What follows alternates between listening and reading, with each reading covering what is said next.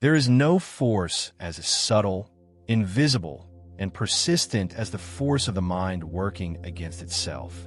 Human beings possess the extraordinary capacity to dream, create, adapt, and evolve. Yet within the same consciousness lies the equally extraordinary power to sabotage progress, to halt expansion, and to entangle growth in invisible chains. Mental blocks, those intangible barriers that feel as real as walls of stone, are not mere habits of thought. They are deeply woven patterns, sculpted through years of experience, cultural conditioning, fears inherited from the past, and unconscious agreements made with ourselves about what is possible. Growth is the natural state of life. A seed instinctively bursts through soil, cells divide endlessly, rivers carve valleys with patient persistence. Yet when it comes to human development, emotional, intellectual, creative, or spiritual, something within resists. We set goals and then stall. We crave change, but cling to sameness. We tell ourselves we want freedom, yet we grip the familiar cage with white knuckles. The paradox is not that the world stops us from growing. It is that we stop ourselves. The question is not whether life will allow you to expand, but whether you will allow yourself to move past the boundaries that your own mind has drawn. At the heart of every mental block is fear, though it often disguises itself in more rational clothing. Perfectionism, procrastination, self-doubt, endless planning, or intellectual overanalysis. Each mask whispers a different excuse, but the essence remains the same: a quiet refusal to step into the uncertainty where true growth resides. Fear thrives in the shadows, rarely announcing itself directly. Instead, it burrows into the subconscious, feeding stories that become convictions. I'm not ready. I'm not talented enough. I don't deserve it. It's too risky. Others will judge me. I might fail. These sentences, repeated in silence, build walls that feel immovable. The tragedy is not that these walls exist, but that we mistake them for reality. A mental block is not a natural law. It is an inner construct.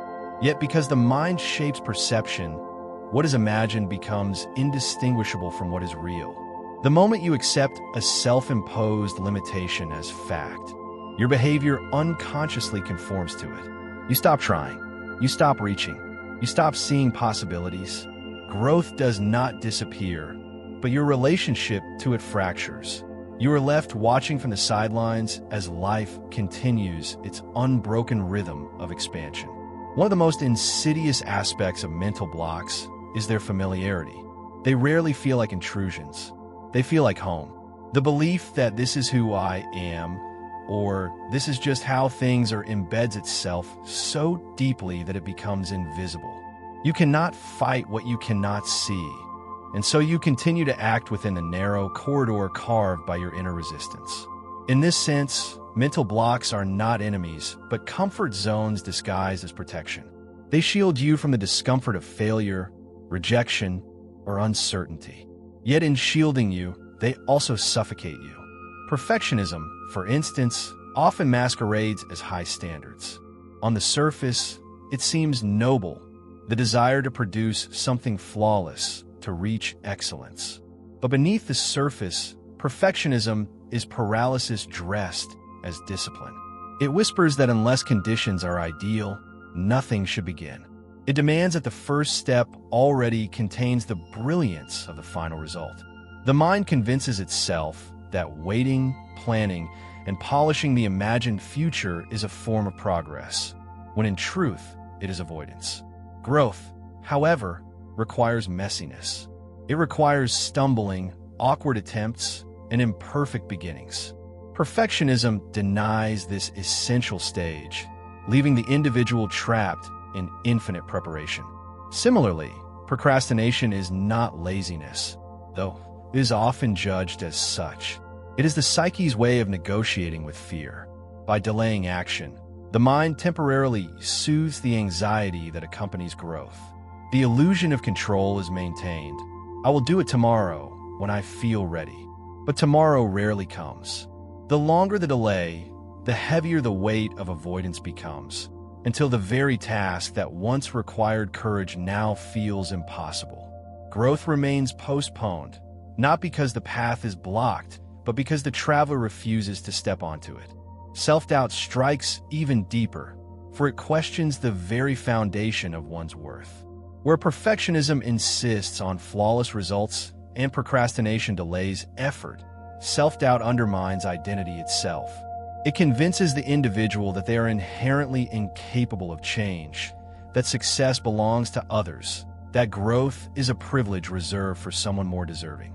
This mental block is particularly destructive because it is self-reinforcing. The more one doubts, the less one acts, and the less one acts, the more evidence accumulates for doubt. It becomes a loop, feeding on its own inertia. Yet perhaps the most profound mental block is the attachment to identity. Human beings build a sense of self not only from their strengths, but also from their limitations.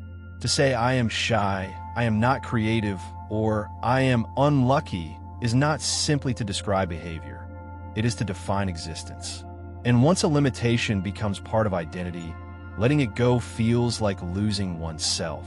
Growth, however, often requires exactly this death: the willingness to dissolve old identities to make room for new ones. The paradox is that the very self who fears change must be surrendered for the self who thrives in change to emerge. These invisible prisons are not random. They're the accumulation of years of conditioning. From childhood, we absorb messages, spoken and unspoken, about what is acceptable, what is safe, what is possible. Families, cultures, schools, and societies leave their imprint, shaping the edges of our inner map. Some are told directly, "Don't dream too big. People like us don't do that." Others absorb it indirectly, through silence, rejection, or the absence of encouragement. These imprints settle into the subconscious, forming the architecture of mental blocks that later appear as truth. What was once a parent's warning, a teacher's criticism, or a culture's limitation becomes the adult's inner voice. To break free from these blocks requires more than willpower.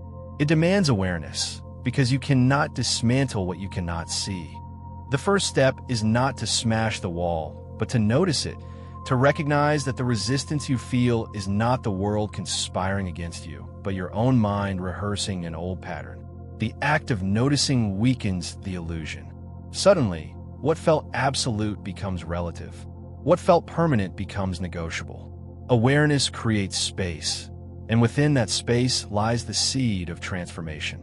Growth begins not with grand gestures, but with small acts of defiance against these inner walls. It is the choice to start even when conditions are imperfect. It is the decision to act before confidence arrives. It is the willingness to fail openly, to stumble forward without disguising the awkwardness of learning. Every time you act despite resistance, you chip away at the illusion of the block. Over time, the wall crumbles not through force, but through the persistent erosion of courage. But courage alone is not enough.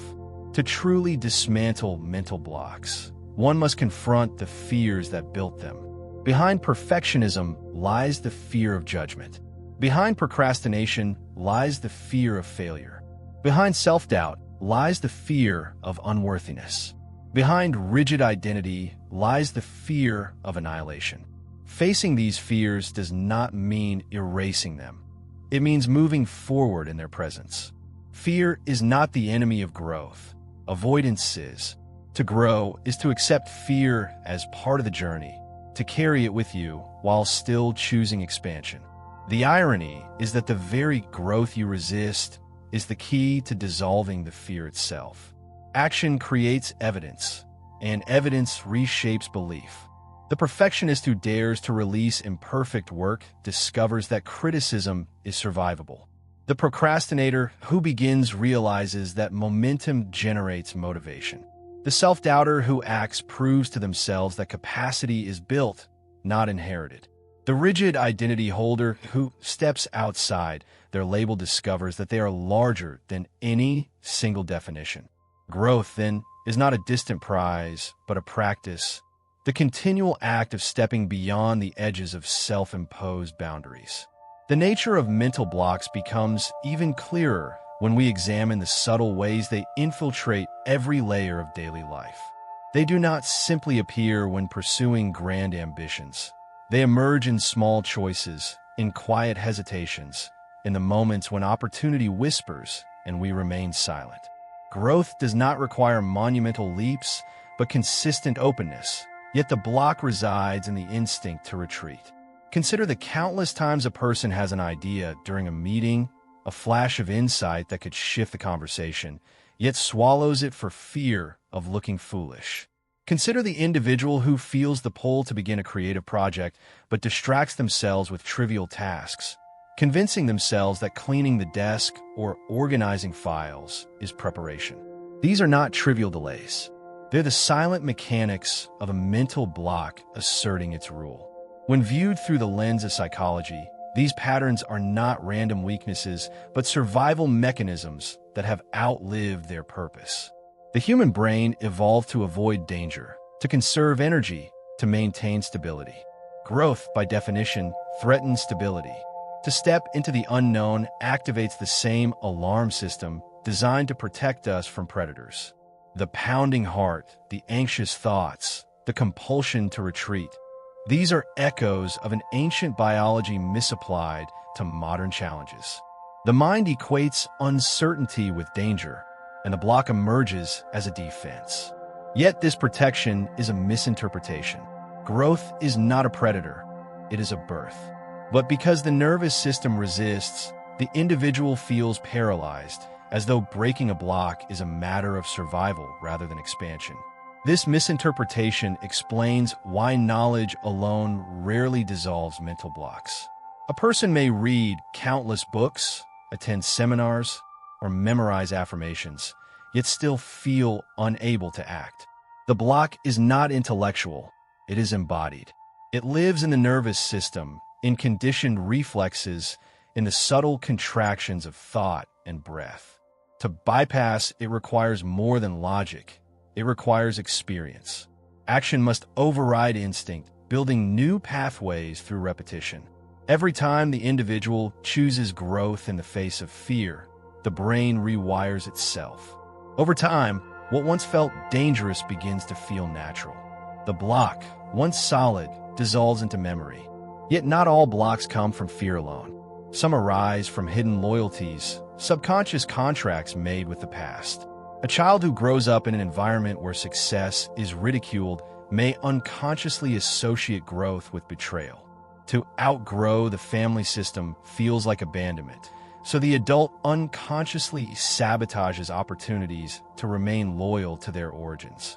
Similarly, individuals raised in scarcity may resist abundance, not because they do not want it, but because prosperity feels like a violation of the rules they grew up with. These blocks are particularly potent because they're tied not only to personal fear, but to identity within a group. To dismantle them requires not only courage, but the willingness to break invisible contracts with the past. Society itself reinforces these blocks through its narratives. In cultures obsessed with external validation, the fear of failure is magnified. Success is displayed, curated, and broadcast, while the messy process of becoming is hidden. This creates the illusion that growth should be smooth, immediate, and flawless. When individuals encounter the natural struggles of growth, they misinterpret them as personal deficiencies rather than universal stages. The block grows stronger as shame takes root. Shame is perhaps the most paralyzing block of all, for it convinces the individual that they are not merely failing at growth, but failing at being. In such a state, the prospect of trying again feels unbearable. The antidote to shame is compassion. Where fear demands courage, shame requires kindness. To dismantle this block, one must learn to hold failure as part of the human journey, not as proof of inadequacy. Compassion softens the rigid edges of perfectionism, loosens the grip of procrastination, and quiets the inner critic.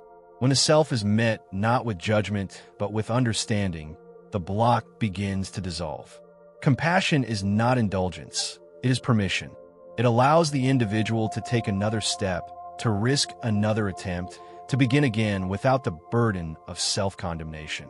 Another subtle form of mental block lies in the addiction to certainty.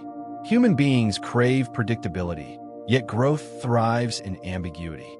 To demand certainty before action is to wait forever. The mind tells itself that once the plan is perfect, once the outcome is guaranteed, then it will move. But life never offers such guarantees. Growth is the territory of the uncertain. The artist does not know if their work will be praised or ignored. The entrepreneur cannot know if the venture will succeed or collapse. The lover cannot know if devotion will be reciprocated or rejected. To grow is to wager, to risk, to step without assurance. The block emerges when the craving for certainty becomes greater than the desire for expansion. Breaking this block requires reframing uncertainty not as threat, but as possibility. Ambiguity is not the absence of security. It is the presence of potential. Every great transformation, scientific discoveries, artistic revolutions, personal awakenings, emerged not from certainty, but from willingness to explore the unknown. To embrace uncertainty is to align with the very essence of growth. The individual who learns to tolerate not knowing gains access to the widest horizon of possibility. Yet perhaps the most dangerous block is the illusion of time.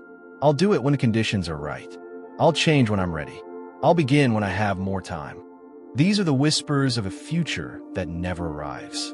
Time becomes the great deceiver, convincing individuals that growth belongs to tomorrow. But tomorrow is a mirage. It never exists. Growth can only begin in the present, in the imperfection of now. The block of postponement is dismantled only when one realizes that waiting is itself a choice, and that every moment spent waiting is a moment of growth forfeited. The deeper truth is that growth is less about achievement and more about transformation. It is not about acquiring new things, but about shedding old illusions. Mental blocks persist because they cling to outdated versions of reality. They whisper that you are the person you were yesterday, bound by the same limits, defined by the same history. Growth demands a different vision. The recognition that identity is fluid, that potential is infinite, that you're not the sum of your past, but the expression of your becoming. The block dies the moment you realize that what you call limitation is only a story, and stories can be rewritten. Mental blocks also manifest in the form of subtle self-deceptions that masquerade as wisdom. One of the most common is the belief in waiting for inspiration. The mind whispers that action should follow only when the stars align, when motivation floods the heart, when clarity appears like a lightning strike. Yet inspiration is not a precondition of growth, it is its byproduct. Those who wait for the perfect wave of energy remain anchored on the shore, while those who act despite inertia discover that motion itself summons inspiration. The block, therefore, is not the absence of energy, but the false belief that energy must arrive before effort. Growth begins with movement, however small, and momentum becomes the alchemy that transforms hesitation into flow. Another deception is the glorification of busyness. People convince themselves that they are growing because they are occupied, because their calendars are full, because every minute is accounted for. Yet busyness is not the same as expansion. In fact, it often conceals a profound block, the avoidance of meaningful but uncomfortable work. To drown in activity is to hide from the vulnerability of authentic growth. Checking emails, organizing files, attending endless meetings. These can provide the illusion of productivity while keeping the individual safe from the risk of genuine transformation. The block is subtle because society praises busyness, mistaking exhaustion for achievement. But true growth often demands stillness, reflection, and the willingness to direct energy not toward what is urgent, but toward what is essential. There is also the block of comparison. To measure oneself constantly against others is to turn growth into competition rather than evolution. Comparison warps the path inward into an endless gaze outward, convincing the individual that their worth depends on surpassing another's progress. The irony is that comparison is always incomplete. One sees another's peak, but not their valleys, their triumphs, but not their doubts, their visible success, but not the invisible struggle. To compare is to fight a ghost, to battle illusions.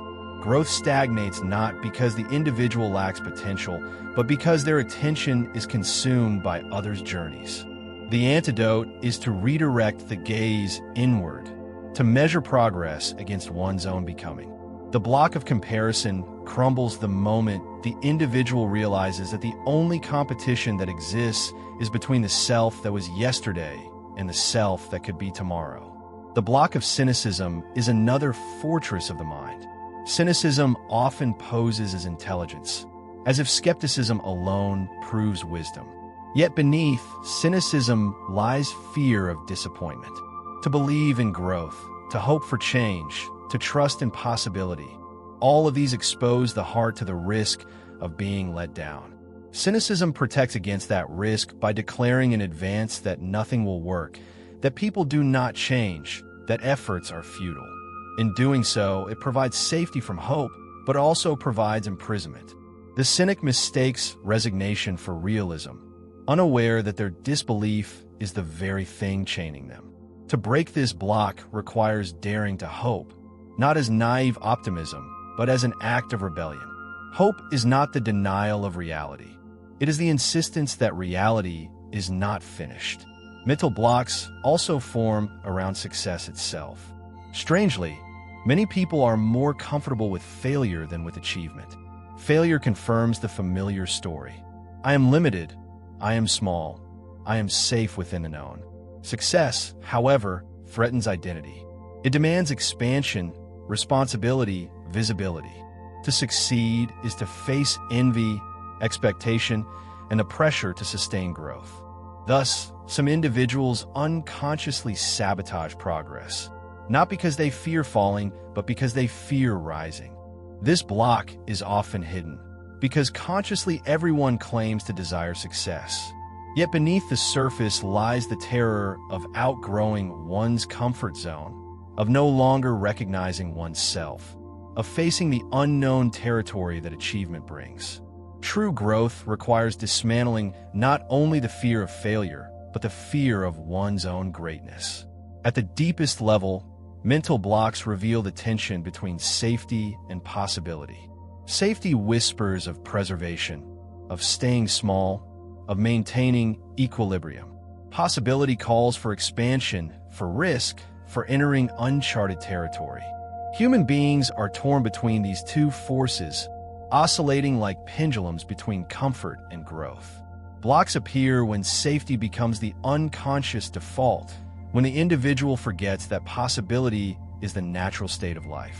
Growth feels dangerous only because the mind exaggerates the cost while minimizing the reward.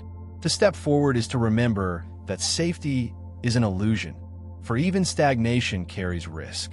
Time is not pause. To resist growth is to decay in place.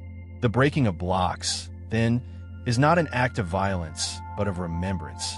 It is the recollection of what you already are, of being designed for adaptation, creativity, and expansion. The child does not question whether it is worthy of learning to walk, whether it deserves to speak, whether it should explore. Growth flows effortlessly until conditioning intervenes. To dismantle mental blocks is to return to that original innocence, to rediscover the courage of curiosity. It is to approach life not as a test to be passed, but as a field to be explored. Practical liberation from mental blocks often begins with the smallest of actions. A writer writes one imperfect sentence. A speaker raises their hand in one meeting. A dreamer takes one awkward step toward their vision. These acts appear small, but they carry immense power, for they break the cycle of paralysis. Action, however tiny, proves the illusion of the block. It says, see, the wall was never solid. With repetition, the mind rewires. Fear diminishes not by being defeated, but by being walked through. Every step becomes a testimony. Growth is possible. Expansion is real. Limitation is not truth, but choice. In truth, there is no final escape from mental blocks. They return in new disguises, for each new stage of growth demands new courage. The block is not a mistake, but a signal. It appears precisely where the next horizon awaits. The presence of resistance means the edge of possibility is near. To see the block not as enemy, but as invitation is the ultimate reframe. The very moment you feel paralyzed is the moment you know you are standing at the doorway of transformation. The final layer of understanding mental blocks lies in recognizing that they are not flaws in human design, but integral aspects of the growth process itself. They are not barriers placed randomly to frustrate us, but thresholds to be crossed, each one signaling that we are approaching a new level of development. Just as muscles resist before they strengthen, and the earth resists before a seed can sprout, the mind resists before transformation. The block is both obstacle and teacher, revealing the precise point where we must expand our perception, courage, and identity. To embrace this perspective changes everything. Instead of viewing blocks as failures, you begin to see them as invitations. Each hesitation, each doubt, each procrastinated step becomes a compass pointing toward what matters most. If you feel resistance around writing, perhaps writing is the path of your becoming. If you feel fear around speaking, perhaps your voice holds the key to your freedom. The block does not indicate what to avoid. It illuminates what to pursue. Growth hides in the very place the block appears, for life does not test us arbitrarily. It places the treasure exactly where the dragon stands. This is why the dismantling of mental blocks is not accomplished by force alone, but by transformation of perspective. To fight the block as an enemy is to remain entangled in its energy. To view it as a threshold is to honor it, to recognize that resistance is not there to stop you, but to shape you. The artist's block refines patience. The entrepreneur's fear refines vision. The student's doubt refines humility. Each block contains a lesson, and growth is not the erasure of resistance, but the integration of what it teaches. One of the most powerful tools for transcending mental blocks is awareness practiced in the present moment. Meditation, journaling, or reflective silence allows you to watch the block without being consumed by it. In observation, the block loses its grip. You realize that doubt is a thought, not truth, that fear is a sensation, not destiny, that hesitation is an impulse, not a command. Awareness creates a gap between stimulus and response, between the mind's automatic defense and the conscious choice to move forward. Within this gap lies freedom. Equally transformative is the cultivation of vision.